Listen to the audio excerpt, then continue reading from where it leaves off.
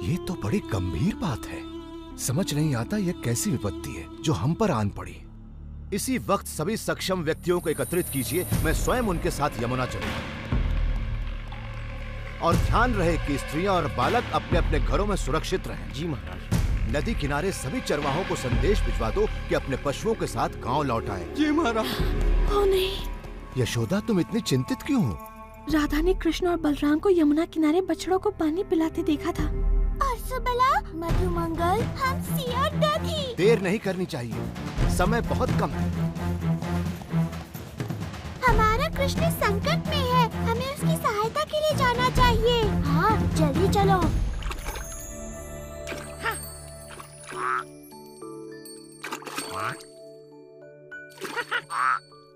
तो तुम यहाँ हो? शीघ्र चलो हमसे, हम तुम्हारी कब से प्रतीक्षा कर रहे हैं। हमसे, रुक जाओ हमसे, तुम्हें तैरना नहीं आता।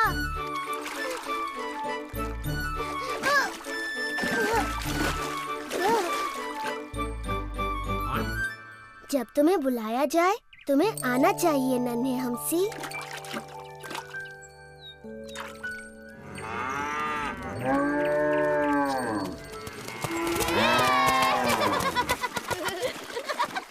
चलो चलते चलते हैं।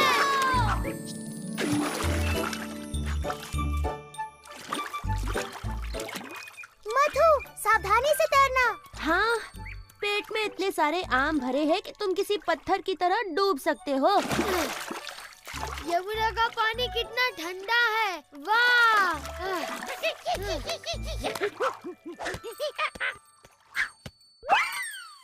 मरने से तुम्हें कौन बचाएगा?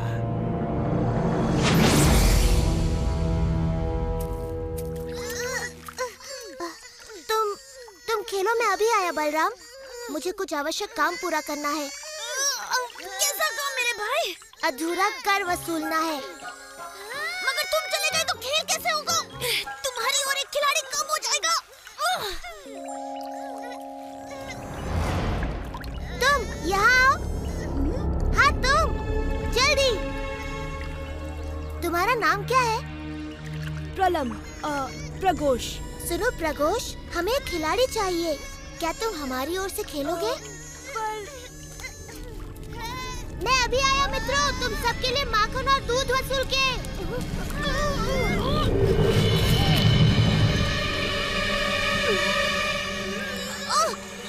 मुझे इन बच्चों को पहले वन की ओर भेजना होगा ताकि अग्नि दैत्य अपना कार्य पूरा कर सके।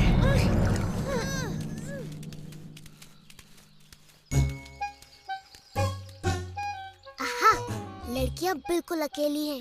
पेट में जगह है ना दधी? क्योंकि आज हमें बहुत भारी कर मिलने वाला है।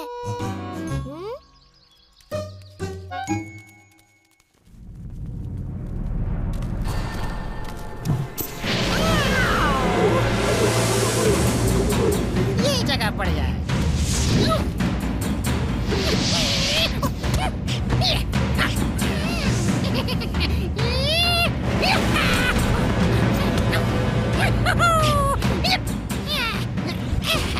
खड़े खड़े मेरा कर्तव्य क्या देख रहे हो मूर्खों? जला डालो सब कुछ।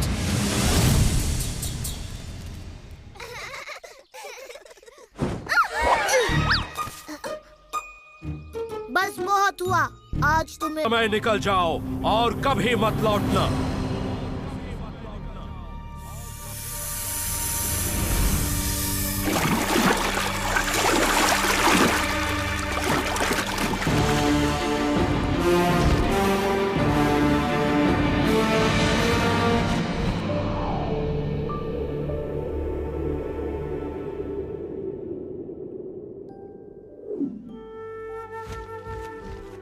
वृंदावन।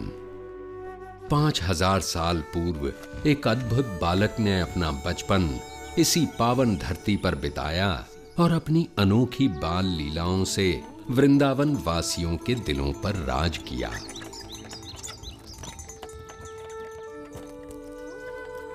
इस सुंदर वन के कच्चे रास्तों पर उसने अपने नन्हे कदमों के ऐसे कभी न मिटने वाले निशान छोड़े हैं कि ये सुंदर गलियां, मोहल्ले और यमुना का कल कल बहता पानी सभी उसकी वीरता की कहानियां सुनाते हैं। उसकी लीलाओं की अनेक कथाएं हमारे देश के बड़े पुराने ग्रंथों में से एक श्रीमद् भागवत पुराण में लिखी हैं और हजारों सालों से इन कथाओं ने न केवल पढ़ने वालों भक्तों का मन पीढ़ियों तक जीता है, बल्कि उनके हृदय में नन्हे कृष्ण के लिए एक विशेष स्थान भी बनाया है।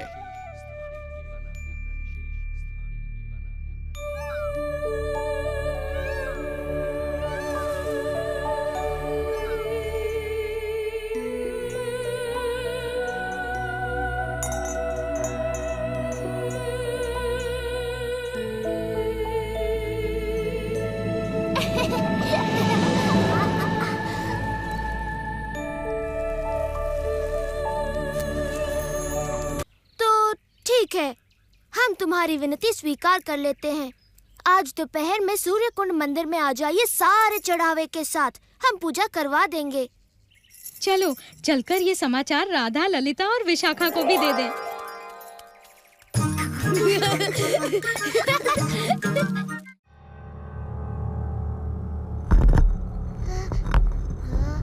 कृष्णा, कृष्णा, तुम यहाँ कैसे रहोगे? हमें पता नहीं है।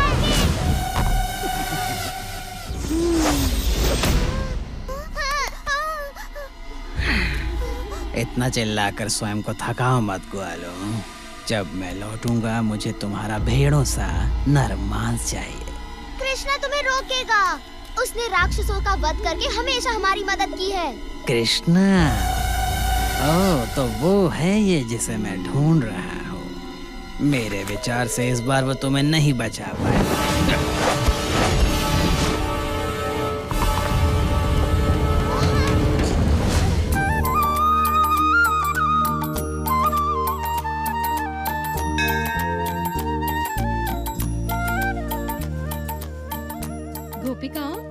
ये हैं ब्राह्मण विश्वशर्मा मथुरा से और ये उनके शिष्य। यही हमारी सूर्य पूजा करवाएंगे। आसन ग्रहण करें। इतना निकट नहीं। चढ़ावों को पास में रखा जाए।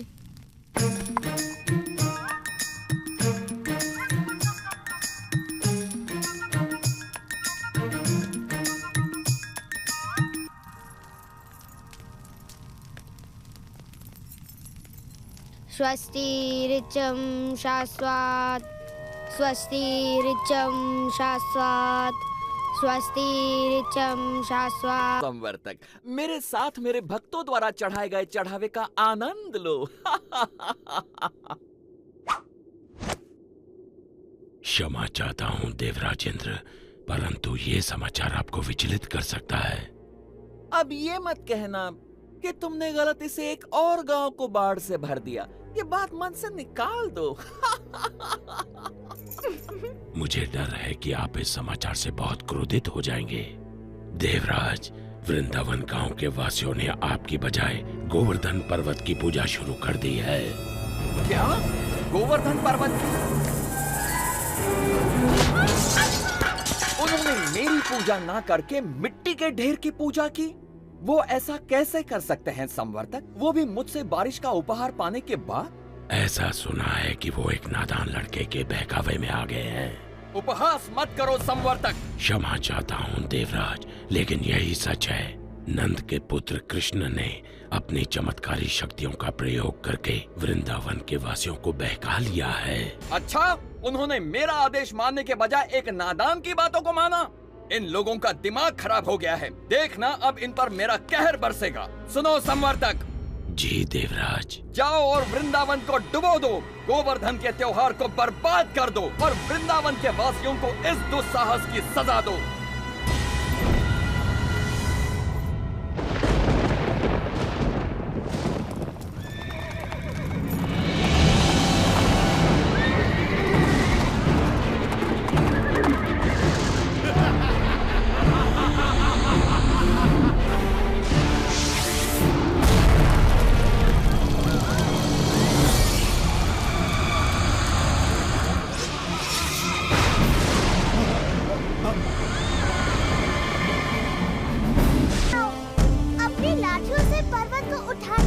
कृष्ण की मदद करो। हाँ, वो अकेले नहीं कर पाएगा।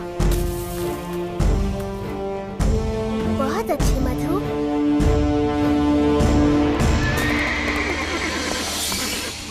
इतने तूफान के बाद भी ये असंभव है। यदि हम इंद्र के आदेश अनुसार इस छोटे से गांव को तबाह नहीं कर पाए तो वो हम पर कोई दया नहीं करेंगे। आगे बढ़ो मेरे योद्धाओं। ये तूफान तब तक थमना नहीं चाहिए जब तक वृंदावन पूरी तरह पानी में डूब न जाए।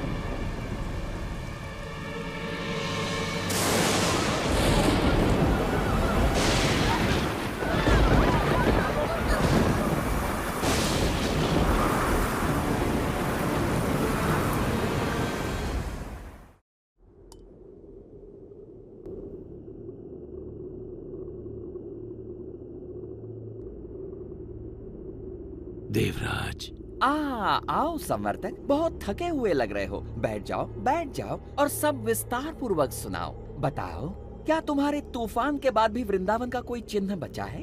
देवराज, आपके योद्धाओं ने पिछले 6 दिन और 6 रातों से तूफान मचा रखा है, जिसमें आग की तरह बिजली कड़क रही है और घनघोर वर्षा हो रही है। मनुष्य ने इससे पहले ऐसा दृश्य कभी नहीं देखा। अच्छा है, बहुत अच्छा है। अब तक तो वृंदावन पूरी तरह डूब चुका होगा। काश मैं ऐसा कह पाता देवराज इंद्र, लेकिन सच ये है कि हमारे तूफान भी कृष्ण के सामने नहीं टिक पाए। मेरे तूफानी योद्धा एक बच्चे से परास्त हो गए। उसने गोवर्धन पर्वत को अपने सिर पर उठा रखा है और वो वृंदावन वासियों और उनके पशुओं की रक्षा कर रहा है। हम परास्त हो गए। अस्कुना मोती वापस मिलेंगे। घबराओ मत भैया, हमें अच्छी तरह पता है हम क्या कर रहे हैं।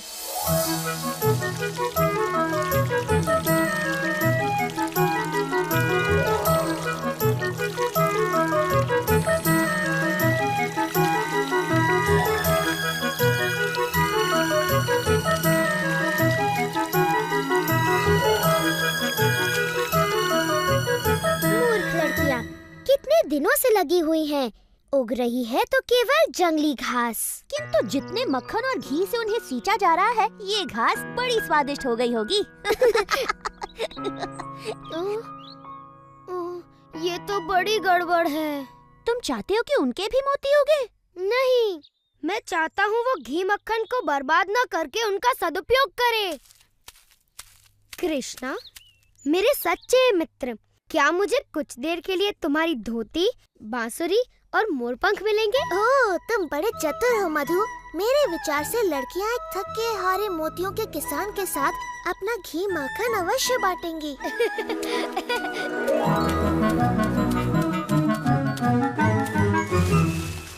कौन है?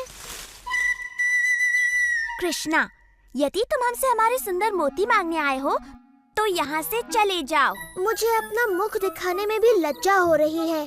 तुम तो मुझसे कहीं अधिक अच्छी तरह से मोतियों की खेती कर रही हो। यदि तुम थोड़ा सा घी और माखन मुझे दे दो तो मैं अपने मोती कम से कम तुम्हारे मोतियों के आधे आकार के तो कर सकूं। अब जबकि तुम अपना घमंड फैलाकर हमारे पास आए हो, हम थोड़ा सा माखन तुम्हारे साथ बांट सकती हैं। धन्यवाद, धन्यवाद। हाँ? तो ये तुम हो ब्रह्मा, तो ये खेल तुम्हारा है। तुम्हारे कहने पर ही मैंने पृथ्वी पर अवतार लिया है और अब तुम स्वयं ही ये बात भूल गए।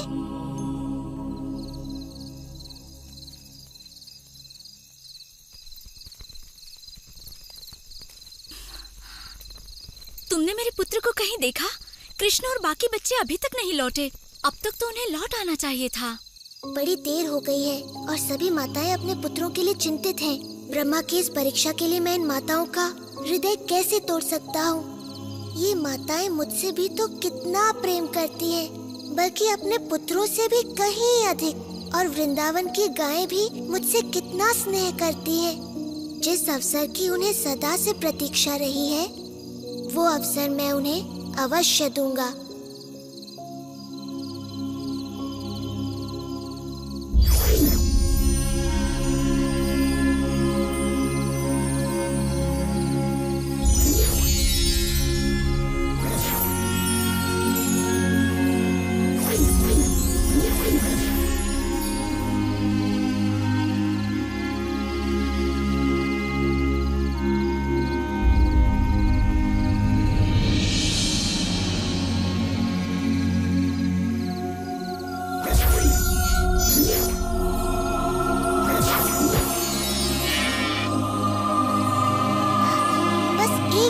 बाकी रह गया।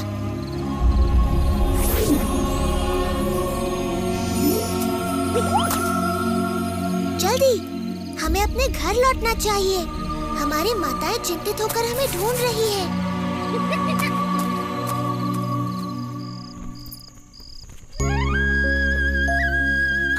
देखो, वो रहा कृष्ण।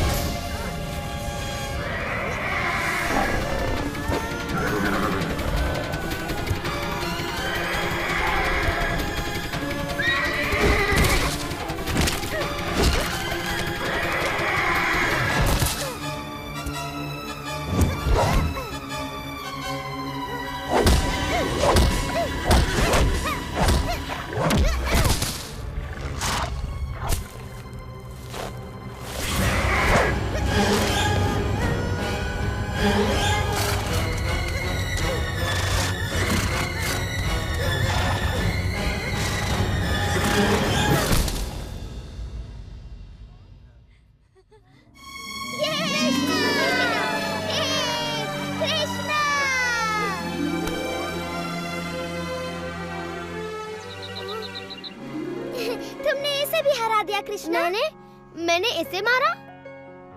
पूरी तरह तो नहीं मेरे मित्र, परंतु भेष बदलकर वीरता पूर्वक इसे मुझ तक तो तुम ही लाए।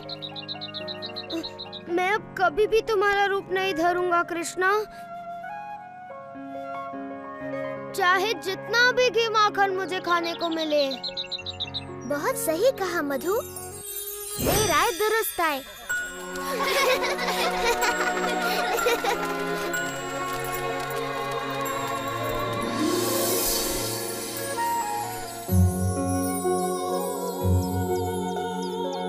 वाह मेरे भाई, ये तो बड़ी अच्छी फसल लहलाने लगी।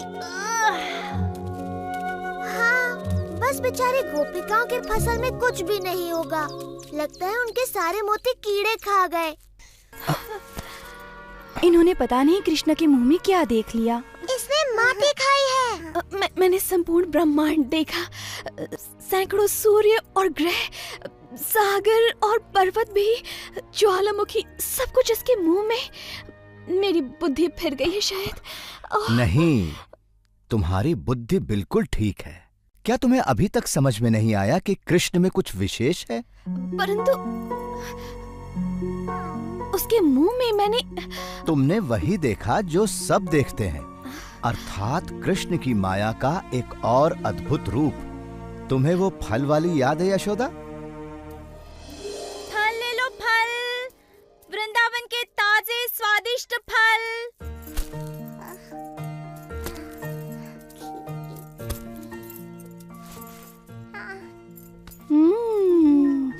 इन आमों की तो सुगंध बड़ी अद्भुत है कृष्ण। क्या एक बोरी अन्न तुम्हारे सारे आमों के लिए पर्याप्त है? बिल्कुल महाराज नंद, आप बड़े परोपकारी हैं।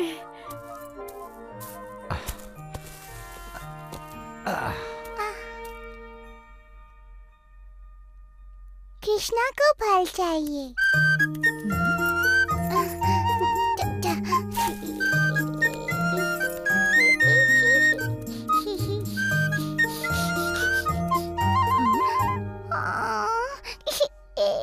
ओ, रो मत नन्हे कृष्ण, मेरे फलों के लिए इतना ही पर्याप्त होगा।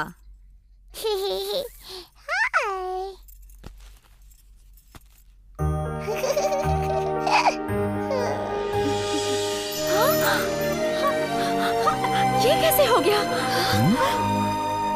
ये अवश्य भगवान विष्णु का आशीर्वाद है। परंतु ये तो तिल का लड्डू है। वाह! ये तो वैजंती पुष्प की गेंद है। छी! इसका एक ही मतलब हो सकता है। तैयार हो जाओ।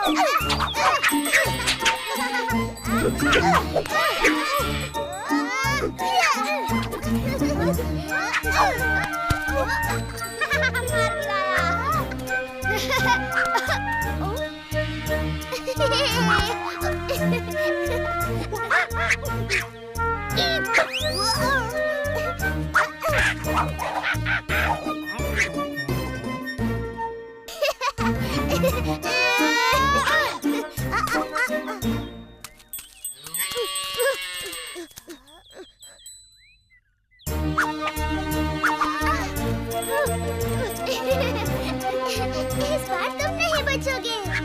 अरे ये गलत है।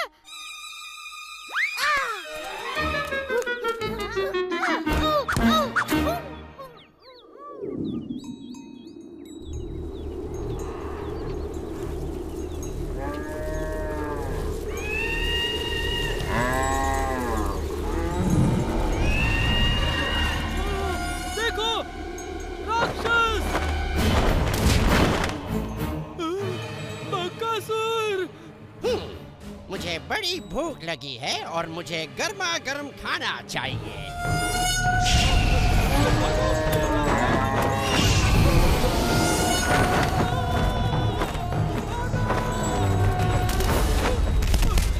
यदि तुम मुझे गाय नहीं खाने दोगे तो मैं तुम्हें ही खा लेता हूँ।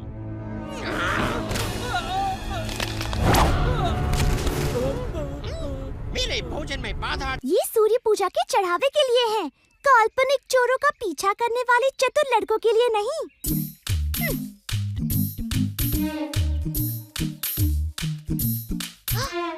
सूर्य पूजा वो आज है क्या? मुझे विश्वास है जो भी पुरोहित सूर्य पूजा करा रहे हैं वो बुरा नहीं मानेंगे यदि तुम थोड़ा सा चढ़ावा दो भूखे गोपालों को दे दोगी। चाहो तो पूजा के बाद दे दो। कृष्णा सही कहता है, क्योंकि सूर्य पूजा बाल गोपिकाओं के लिए होती है। पुरोहित जी को बाल गोपालों को थोड़ा सा चढ़ावा देने में कोई आपत्ति नहीं होगी। ठीक कहा मधु, मैं तुम्हारी बात पुरोहित जी तक अवश्य पहुंचाऊंगा। वैसे पुरोहित कौन है? वो तो तुम्हें चंद्रिका और प्रभावती मैया ही बता सकती हैं। वो ही पुरोहित देखने गई हैं। तुम इन्हें जाने दे रहे हो कृष्णा? हमें एक भी मिठाई नहीं मिली। एक मिठाई से हमारा क्या होगा जब हम पूरी की पूरी ले सकते हैं। पूरी की पूरी? मैं भी आ रहा हूँ। चलो चलो चलो।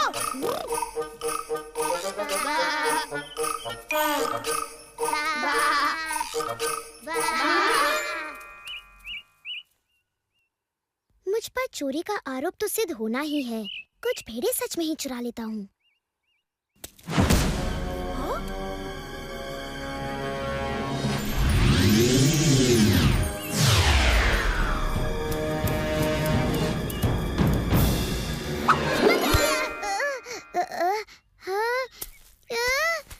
कहाँ चले गए?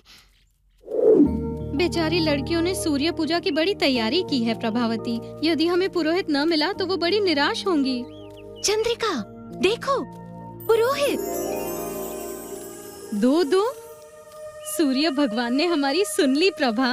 तुम्हें विश्वास है ना सूर्य भगवान हम पे गुस्सा नहीं होंगे कृष्णा? हम एक पवित्र पूजा कराने जा रहे हैं मधु, वो प्रसन्न होंगे। बहुत ही बढ़िया विचार है मेरे भाई। तो फिर मेरे विचार को पूरा करना चाहिए बलराम। मेरा विचार तो कहता है कि इन गोपियों के हांडी का दूध कैसे पिया जाए, और इस बार ये विचार पूरा होगा। मधु, सुबाला, वेश बदलने को तैयार हो जाओ। कौन सा वेश? हाँ, सही कहा तुमने।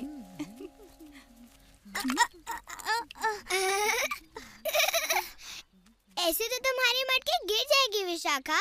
वो देखो राधा ने अपनी मटकी कैसे संभाली है। ओह, राधा तो वृंदावन की रानी है, उसका तो सारा काम सही होता है। जल्दी जल्दी चलो, कहीं ऐसा ना हो कि रुको, तुम इन मटकों में क्या छुपा कर ले जा रही हो? वही है जो हम कल लेके जा रहे थे जब तुमने हमें रोका था। और परसों भी, और उससे भी एक दिन पहले। आहा, तो तुम खजाना छुपा कर ले जा रही थी। ये कोई खजाना नहीं है, माखन है, माखन। हाँ, माखन। ओ, उस पर कर चुकाना पड़ेगा मेरे पेट के लिए। मेरा मतलब मेरे महाराज के लिए। कितनी बार कहा है तुमसे, हम तुम्हें कोई कर नहीं देंगे। तुम भेष बदलकर हमें मूर्ख बनाने का प्रयास ना करो। हमें पता है तुम कौन हो। तुम हमें नहीं जानती। हम हैं महाराज के प्रिय दूत। यदि हमें हमारा कर नहीं मिला, मेरा मतलब राज्य का कर, तो तुम्हें बड़ा दंड भोगना पड़ेगा। हमारी बात भी सुन लो राजदूत जी। अपने राजा जी को बोल दो हम कर अपनी रानी को ही देते हैं। राधा रानी। पर ये कोई रानी नहीं है, जरा देखो तो इसके कपड़े बिल्कुल ग्वालन जैसे। सही बात। देखो ना, उसके सर पर मटकी है, जबकि रानी के सर पर होता है मुकुट।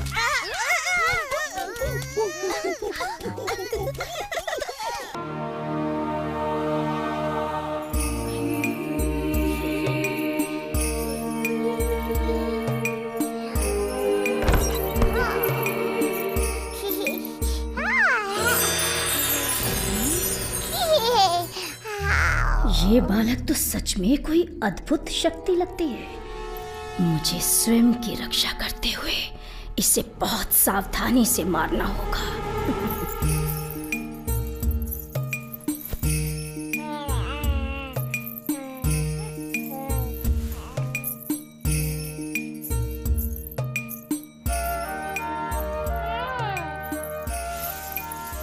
मुझे तो ऐसा लगता है कि ये समस्त सृष्टि की पालिनी देवी पार्वती हैं। ये अवश्य ही कोई देवी है जिनका दूध मेरे कृष्ण को और भी अधिक शक्ति प्रदान करेगा। बस जी भर के दूध पियो मेरे लाल, क्योंकि इसके बाद तुम्हें कभी भूख नहीं लगेगी।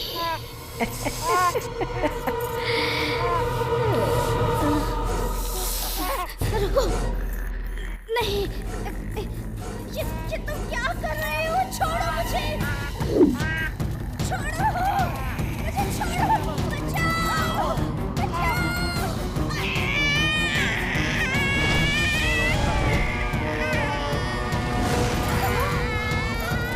कृष्ण,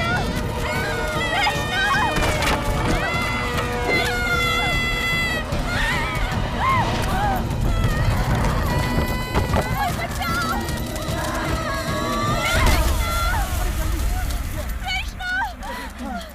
कृष्णा, कृष्णा, इतनी बड़ी राक्षसी। कृष्णा कहाँ है? वो रहा। लाख शुक्र है कृष्ण।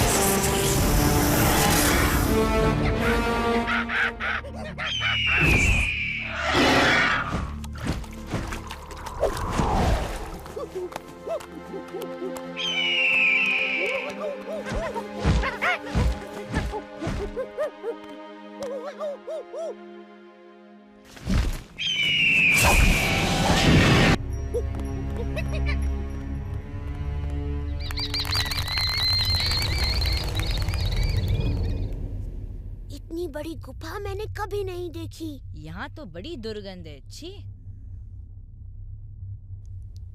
मुझे तो इसकी दुर्गंध से अजीब सा डर लग रहा है। चलो वापस चलो। क्या बच्चों की तरह डर रहा है? अब हम बड़े हो गए हैं।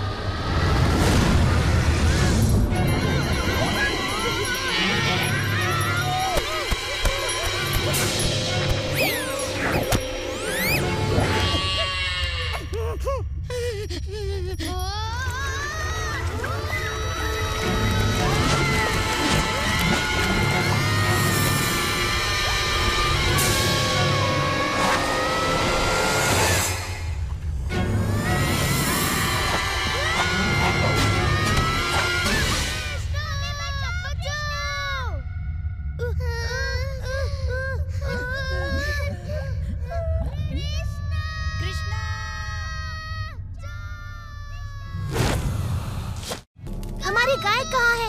वो वन में गई थी ताजी हरी घास चरने। हमें उनकी रखवाली करनी चाहिए थी, ना कि कर वसूली।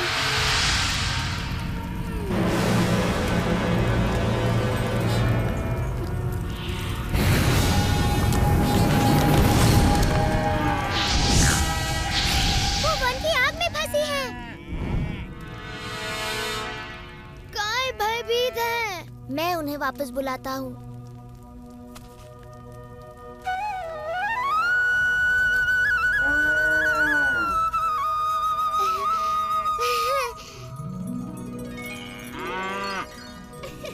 सुंदरी, तुम ठीक तो हो ना?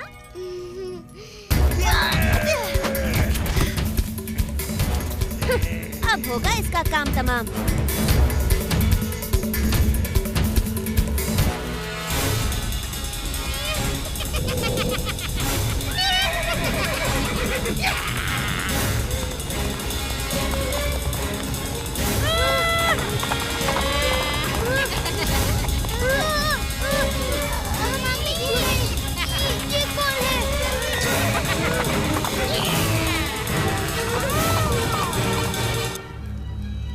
देखो, मुंजावन जल रहा है।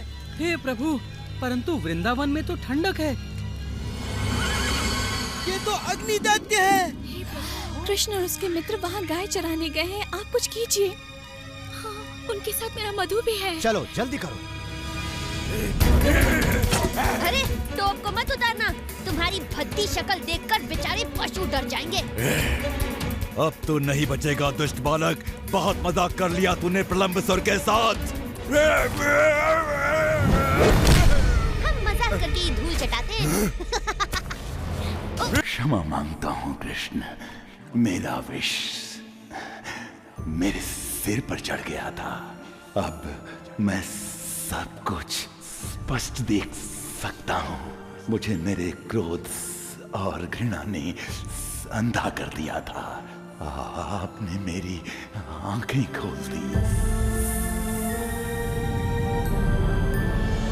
ठीक है, मैं तुम्हें क्षमा करता हूँ कालिया, किंतु वचन दो कि तुम सागर में चले जाओगे और दोबारा कभी वृंदावन नहीं लौटोगे। किंतु कृष्णा, विष के बिना तो ये असहाय है। ये संकट में हमारी रक्षा कैसे करेंगे? कृष्णा, हमें अपने और इनके जीवन की चिंता हो रही है। इन्होंने शक्तिशाली गरुड़ का क्रोध भड़का दिया है। गरुड़ इसे कोई हानि नहीं पहुंचाएंगे जब वो इसके सिर पर मेरे पद चिन्ह देखेंगे।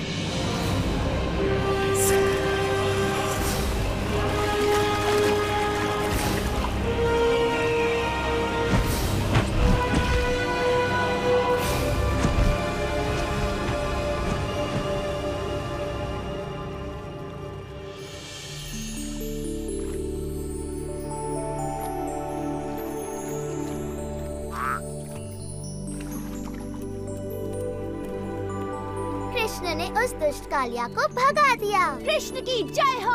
ऐसा सिर्फ वही कर सकता है।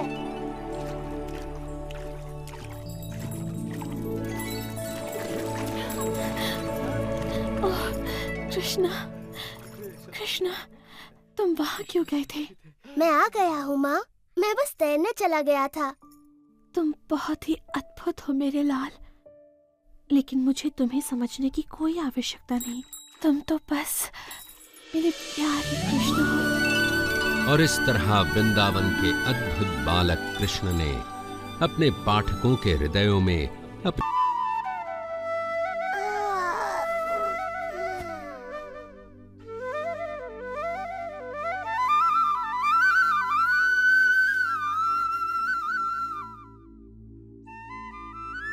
सुनो तो कृष्ण कितनी मधुर बांसुरी बजा रहा है। मेरा तो नाचने का मन करता है। चलो ना विशाखा, चलो ललिता।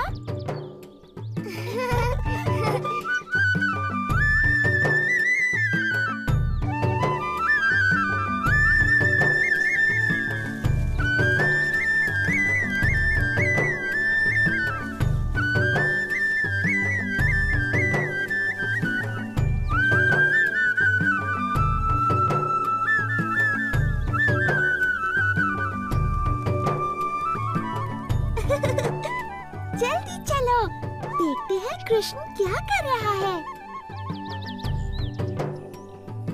राधा, चलकर माँ यशोदा को बताते हैं कि कृष्ण क्या कर रहा है। चलो जल्दी चलो।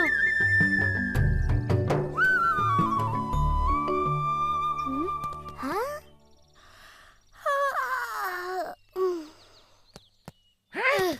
हाँ?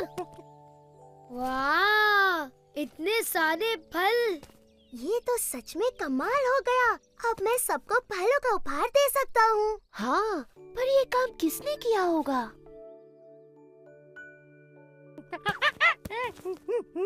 तो ये चमत्कार तुमने किया है दादी लोग। दादी लोग की जय हो।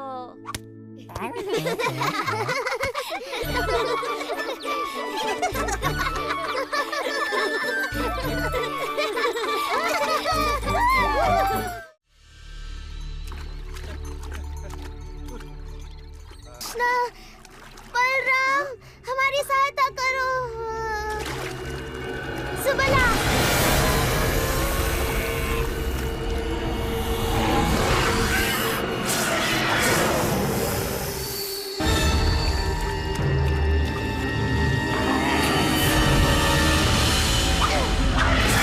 दूर हो जाओ दुष्ट प्राणी।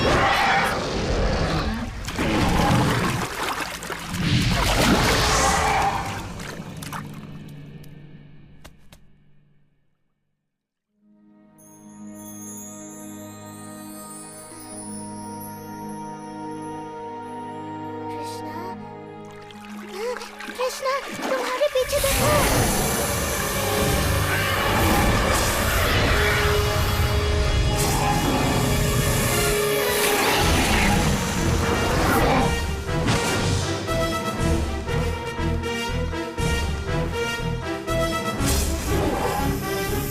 कालिया, तुमने मेरे मित्रों को बहुत दुख और दर्द पहुंचाया है।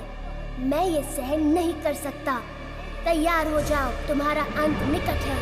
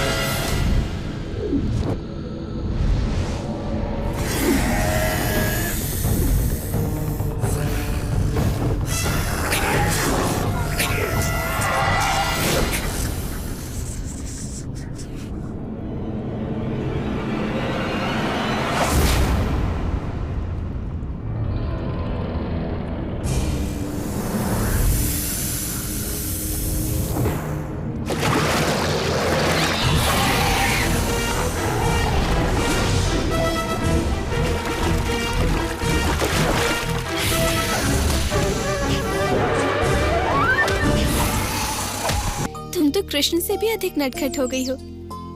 संभल कर जाना पुत्र, मैं तुम्हारी प्रतीक्षा करूंगी। सूर्यास्त से पहले आ जाना। कृष्णा, ओह कृष्णा, मैं तुम्हारे लिए कुछ लाई हूँ मेरे लाल। ये देखो। तुमने ये मेरी पोटली में तो नहीं दिया, लाओ मैं ले लेता हूँ। नहीं नहीं, ये तुम्हारे लिए नहीं है मधु। मैंने ये विशेष गुलाबों की सुगंध वाली चाशनी में डूबे रसीले रसगुल्ले केवल कृष्ण के लिए बनाए हैं और ये उससे ही मिलेंगे। अब जाओ, तुम्हारा भोजन मैंने तुम्हारी पोटली में रख दिया है।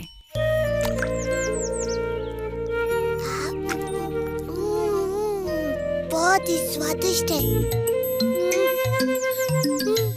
ओ कोमल, कुछ रसगुल्ले मधु को भी तो दो। हाँ हाँ, तुम इनकी भी बात सुनो माँ। ओह मेरे प्यारे दुलारे कृष्णा, मैं तुम्हारे लिए संदेश बनाकर लाई हूँ, वैसे ही जैसे तुम्हें पसंद है। एकदम नरम नरम, मुंह में रखते ही पिघल जाएंगे। कृष्णा, देखो मैं तुम्हारे लिए क्या लाई हूँ। तुम्हें ये बस आज के लिए इतना लाड़ प्यार बहुत है कृष्ण। अब चलो जाओ और मिठाइयाँ अपने मित्रों के साथ बांट कर खाना। जो आज्ञा मैया। आप सभी बड़ी दयालु हैं। मिठाइयों के लिए धन्यवाद।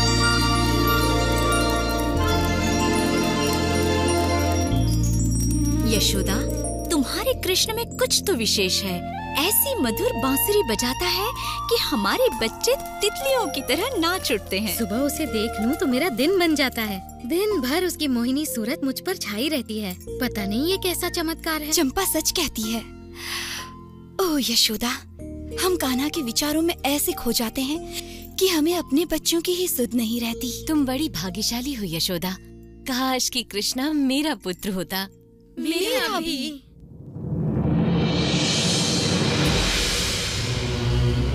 हे प्रभु, मैं आपको वही बता रहा हूँ जो मैंने देखा है।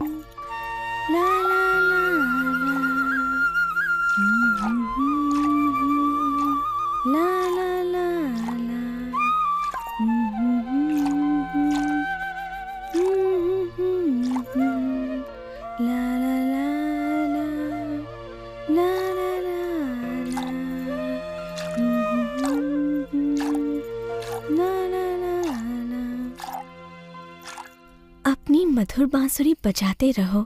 ये संगीत सुनकर मुझे कठिन कार्य में भी आनंद आता है। नहीं। दूध। मैं दूध नहीं बनाती मेरे कान्हा, गायें दूध बनाती हैं। मैं तो मक्खन निकाल रही हूँ। दूध, दूध। ओह, तुम्हें दूध चाहिए? मेरे कान्हा को भूख लगी है। तो तुम पेट भर के दूध पियो मेरे लल्ला। ना ना ना ना ला ला ला ला ला ला ला ला।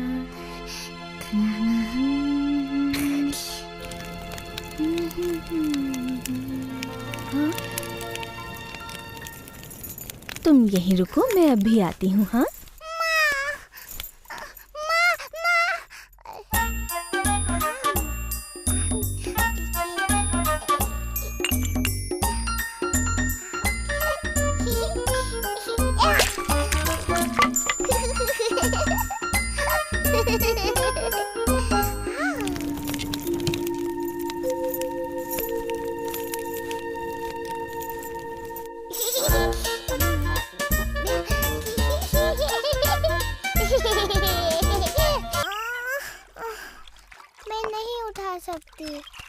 नहीं, कृष्ण ऐसा चमत्कार बिल्कुल नहीं कर सकता। जरूर यहाँ के सारे पत्थर तैरते होंगे।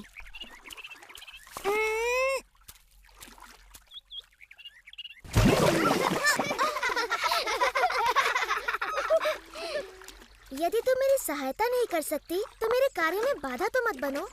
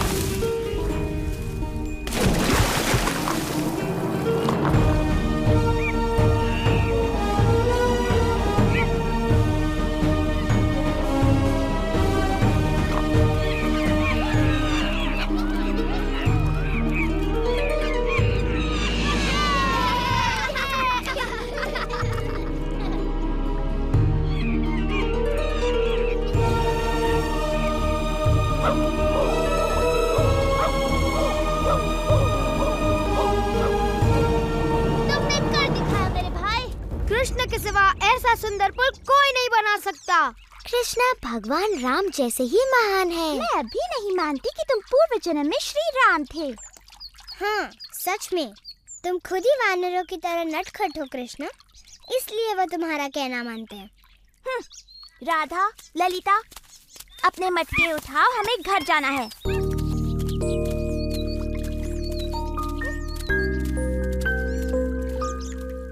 तो वृंदावन तक पुल बनाने का ऐसा धन्यवाद दे रही हो तुम मुझे? रुको।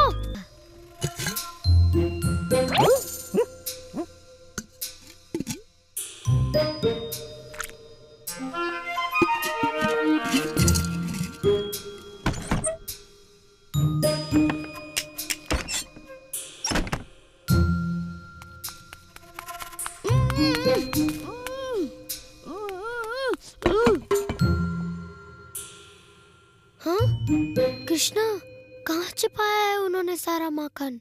इतना खतरा मोल लेना तो व्यर्थ ही गया। हाँ, इसकी बात सही है, उन्होंने माखन कहीं और छुपाया होगा। उनके आने से पहले ही निकल लेते हैं।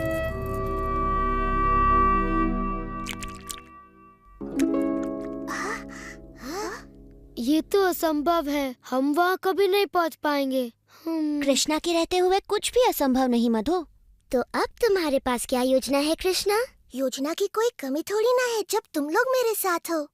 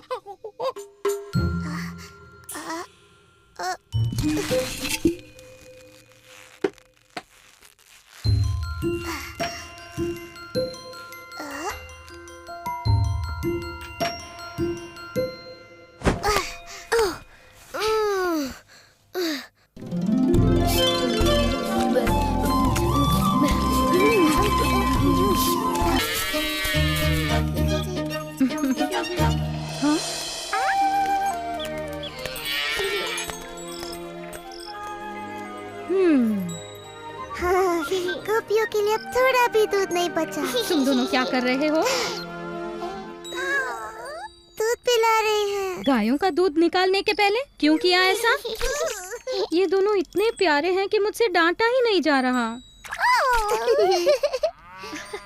यशोदा, नंद महाराज, आइए देखिए आपके प्रिय पुत्र क्या कर रहे हैं।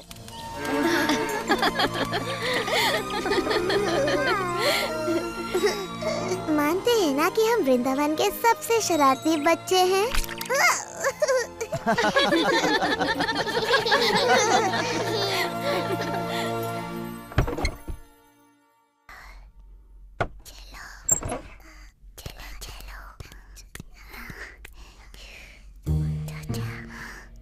जब हम इनका दही माखन चुराएंगे ना तो देखना कोई नहीं हंसेगा।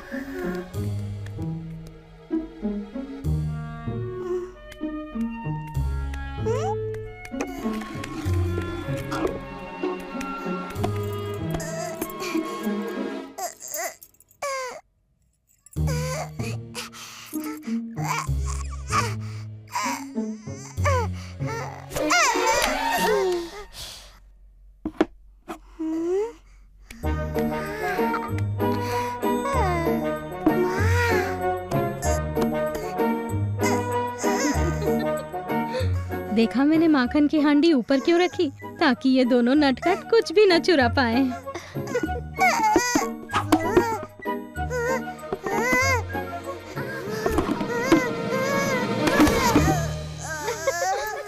का अपने पुत्रों पर ऐसा वात्सल्य उमड़ रहा है जैसा कृष्ण पर मेरा वात्सल्य। मैं स्वयं भी चकित रह जाती हूँ कि ये कैसा चमत्कार है जिसमें मैं एकदम बंद सी गई हूँ।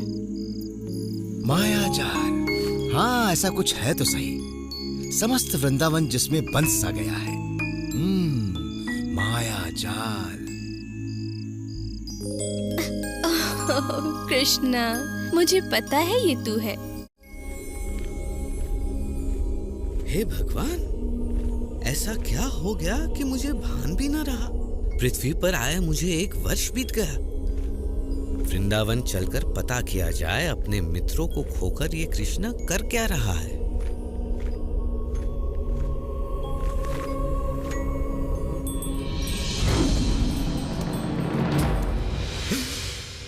ये कैसे संभव है? ये बाल गोपाल तो योग निद्रा में सोए थे और इनके बछड़ों को मैंने ब्रह्मलोक में छिपा दिया था। तो ये यहाँ कृष्ण के साथ कौन खेल रहा है?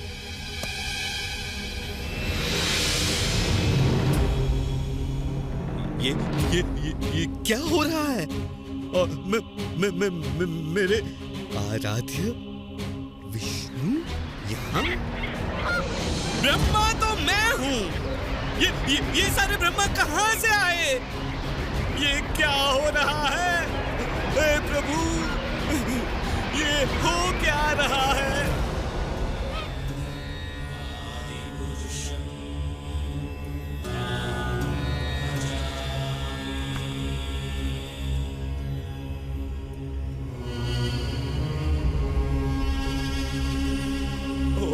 प्रभु, मंदिर की सीपियों में। प्यारी मैया, मुझे थोड़े से मोती दे दो ना।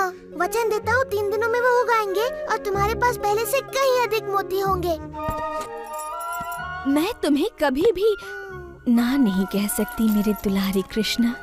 मेरी प्यारी मैया, धन्यवाद।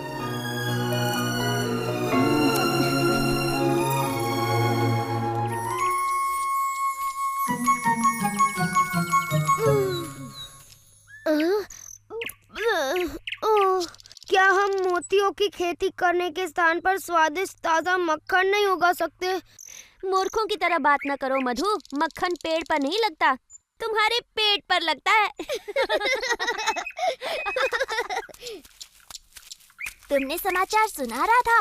वृंदावन में सभी एक नए किसान की चर्चा कर रहे हैं। अच्छा, वो जो मोतियों की खेती कर रहा है। तुम मेरे कंगन बोकर मेरे लिए नए कंगन उगा दो ना कृष्ण। एक बार मेरे खेत में मोतियों की फसल आ जाने दो, फिर देखते हैं कि कौन किस पर हंसता है। कृष्णा, क्या हम लड्डुओं की भी खेती कर सकते हैं? नहीं मधु, पर तुम्हारे विचार से एक योजना सूझी है। तुम्हारे और सुबाला के लिए एक काम है।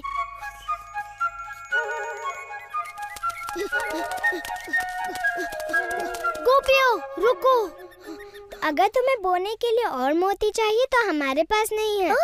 हमारे पास सुंदर से मोती है, लेकिन कृष्णा ने पूछा है क्या तुम हमें थोड़ा सा दूध दे सकती हो? ओह, खेत में काम करके इन्हें प्यास लगाई होगी। नहीं, ऐसा नहीं है। दूध तो उसे अपना खेत सींचने के लिए चाहिए।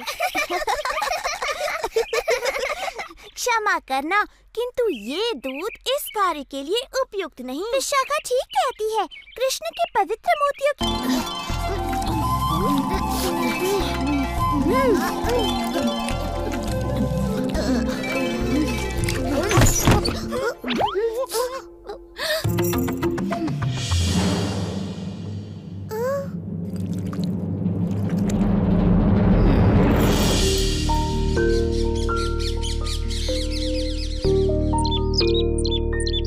यशोदा, मैंने तुम्हारे लाडले को रंगे हाथ मक्खन चुराते पकड़ा है। इसने हंडिया उतारकर पूरे घर में मक्खन बिखेर दिया। मैंने इतना ऊपर टांगा था, मगर ये न जाने कैसे वहाँ तक भी पहुँच गया। इस बार मैं इसकी सुंदर सूरत देखकर नहीं पिघलने वाली। हर बार ये जादू चलाकर बच निकलता है, इसीलिए मैंने इसको पकड़ा और सीधे तुम्हारे पास ले आई, इससे पहले कि ये फिर से मुझ पर अपनी भोली भाली सूरत का जादू चलाए और मैं कुछ भी न कर पाऊँ।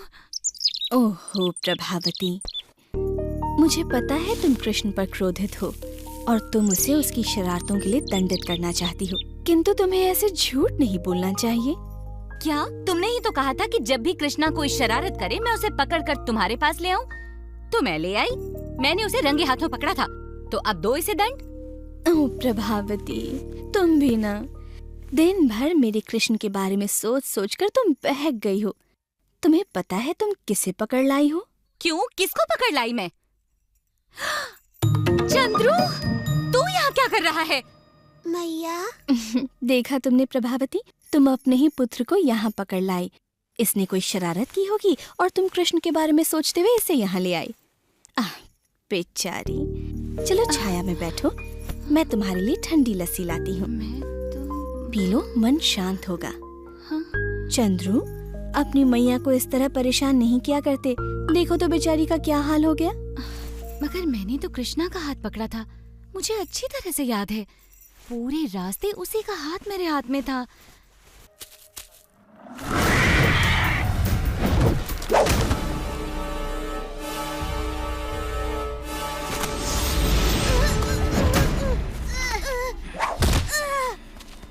इसे अपना ही घर समझो स्वादिष्ट मित्रों।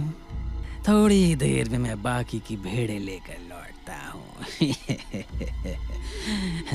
तब तक जितना चाहो चीख पुकार मचा लो।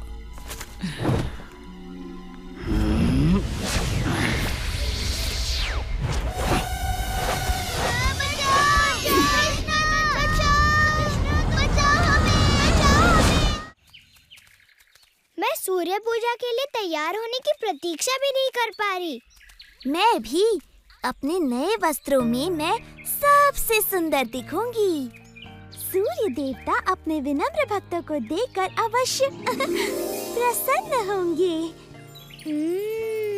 वो और भी प्रसन्न हो जाएंगे जब वो हमारा स्वादिष्ट चढ़ावा चखेंगे। आशा है चंद्रिका और प्रभावती मैया को अब तक पूजा कराने के लिए कोई योग्य पुरोहित मिल गया होगा। वो क्या था? एक विशाल हंस, शायद। मुझे तो कोई गीत लगा। श्रीधाम, अब अपने अगले साक्षी को बुलाओ। मैं चारू को बुलाता हूँ। क्षमा चाहता हूँ सरपंच जी, श्रीधाम चारू को साक्षी नहीं बना सकता। क्यों नहीं? क्योंकि चारू भेड़ है और भेड़ बात नहीं करती। वो भेड़ नहीं, वो लड़का है। हाँ, परंतु जब अपराध हुआ तब वो भेड़ बना हुआ था, तो उसे बात भी भेड़ की तरह बतानी पड़ेगी। ठीक है चारू, मेरा मतलब मेरी प्रिय भेड़, क्या तुमने सुबाला को बाकी भेड़ें